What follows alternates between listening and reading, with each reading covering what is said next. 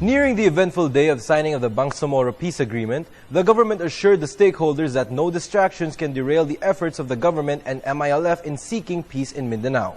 Yu Galvez will tell us more. For the past weeks, there have been several violent attacks initiated by the Bangsamoro Islamic freedom fighters against the military and the civilian population in some provinces in Mindanao. But despite this, Secretary Sita Ging Quintos Deles from the Office of the Presidential Advisor on the Peace Process assured that this will not derail the peace talks between the government and the Moro Islamic Liberation Front. Deles added that the military and police always help in containing stubborn groups who continue to spread terror through violent means.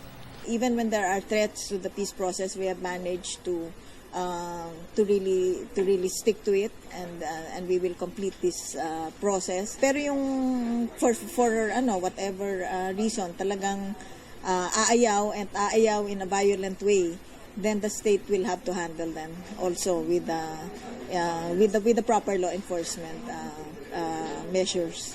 With the Normalization Annex signed last January, completing the 4 annexes that will serve as a guide for the comprehensive agreement on the Bangsamoro or CAB, which in turn will be the model for the draft of the Bangsamoro Basic Law, peace is not that far off.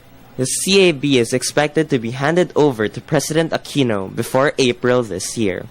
Deles added that the arming of MILF rebels is expected to start this year as part of the normalization deal.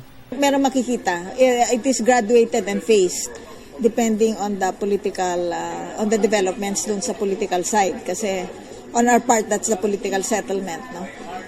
So surely within this year, meron ng mga... During President Aquino's state visit in Malaysia, he invited the business sector to invest in Mindanao with peace so close at hand.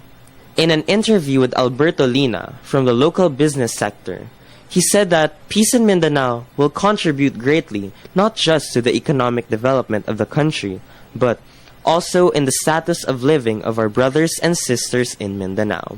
Hindi tayo makakausad kung walang kapayapaan, di ba? Maski may pera nga tayo dito, kung bakbakan, kaliwat kanan, paano makakaubusan niya? Kami bilang negosyante, maapaw aming kaligayahan pa. Kasi hindi lang naman sa amin yun sa ating mga negosyante, but sa mga kababayan nating kamusliman.